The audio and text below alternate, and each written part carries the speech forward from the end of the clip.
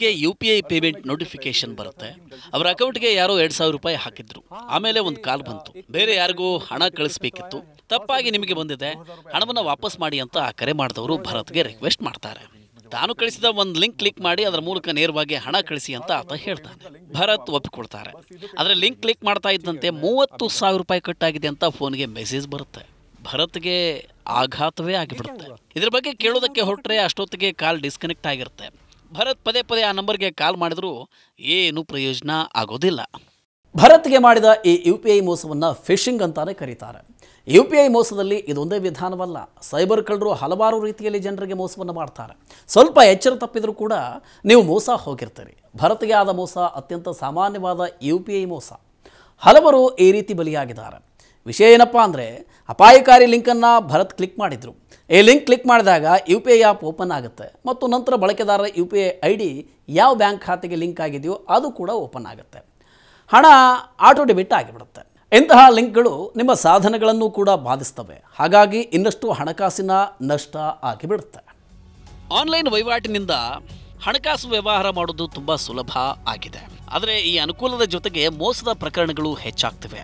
ಬಹುತೇಕ ಮೋಸದ ಪ್ರಕರಣಗಳು UPIಗೆ ಲಿಂಕ್ ಆಗಿವೆ. UPI ಮೋಸದ ಇತರ ವಿಧಾನಗಳು ಅಂದರೆ ಫ್ರಾಡ್ ಸೆಲ್ಲರ್ಸ್, ನಕಲಿ ಕರೆಗಳು, ಮಾಲ್ವೇರ್, ಸಿಮ್ ಕ್ಲೋನಿಂಗ್ ಇತ್ಯಾದಿ.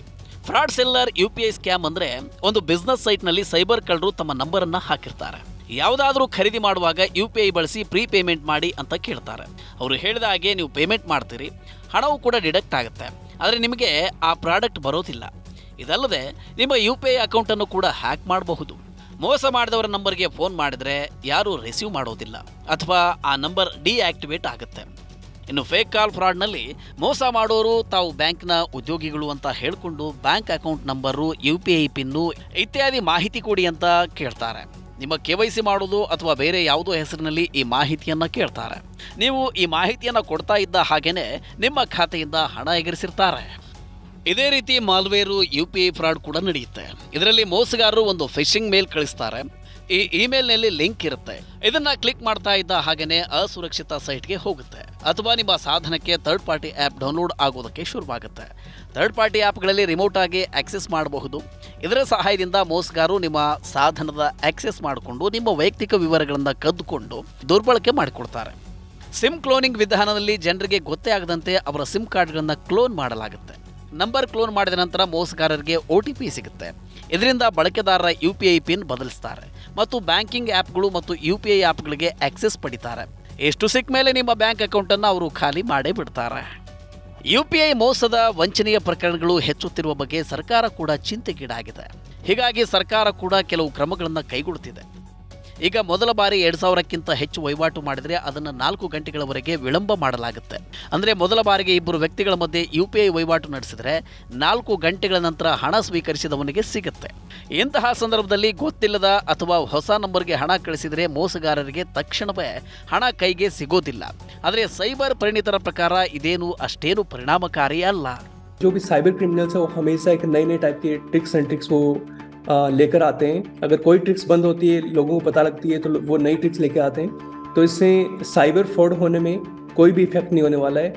इससे ज़्यादा फ्रॉड्स हो रहे होंगे क्योंकि साइबर क्रिमिनल्स है वो आपको 4 घंटे किसी बहाने से आपको इंतज़ार करवाएंगे और उसके बाद से आपके अकाउंट से पैसे निकाल लेंगे. सो मुझे नहीं लगता कि ये कारगर तरीका है.